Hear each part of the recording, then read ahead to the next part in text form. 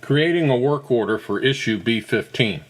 Select the Action button and then Create Work Order. Change the work order program to Leak Survey.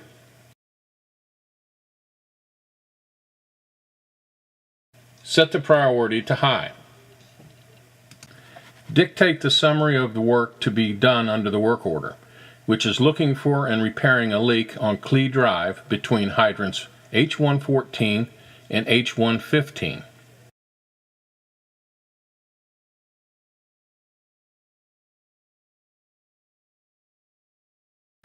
Now schedule the date that the work order is to be started. Assign the work order to John Smith.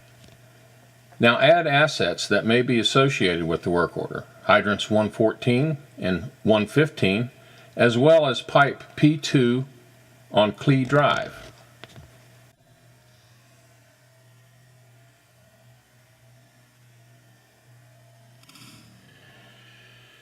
The last step is to assign issue B15 to the work order W37. Select the issue icon and then assign work order W37 to B15.